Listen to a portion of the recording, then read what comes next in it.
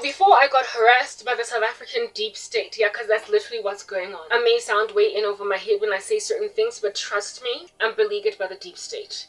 Before that was a thing, I had a whole mission to actually reach young women for Jesus Christ, so that they would stop fornicating, so that they would wait on the Lord for husbands, so that they would not recreationally date, so as to avoid the myriad of complications that come as a result of just being interwoven in strange, ugly relationships that don't make no kind of sense.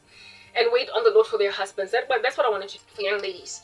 I wanted to reach them for the Lord so they don't do strange stuff well. I wasn't able to get that done because I'm being set on the chest of by rather the women that South Africa is leaving, and the crazy, basically just the world at all. Women that are being left to thrive, to run careers, to have their own things.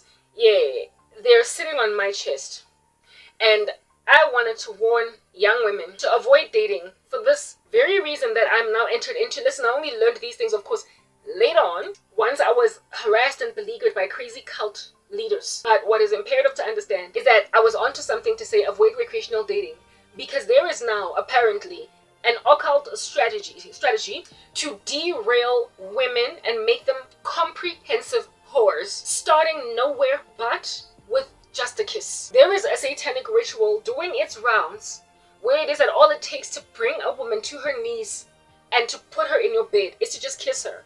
And then they get hypnotized until they end up in bed with a guy. They're actively going out of their way to make whores out of women.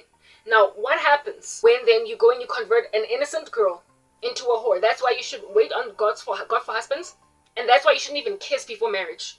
That's why you should only say, I do. You should only kiss after saying I do. When the preacher says you can now kiss your wife, husband, at the altar. And now, in 2025, it appears so very important to not even kiss before marriage for that reason. But what I was talking about earlier is that they're busy making women whores, and this is why they need to make them whores. This is why they need to make them sleep around all over the show. It is because once a woman gets converted into a whore, once she is made a whore, once a woman has slept with all of Johannesburg, Mamela, she makes for an easy vessel of trafficking for other women. Once you make a woman a whore, she will easily insist on making other women whores, because misery loves company. She doesn't want to be the only one. So she helps men like these. And men know that they can't get to us without women.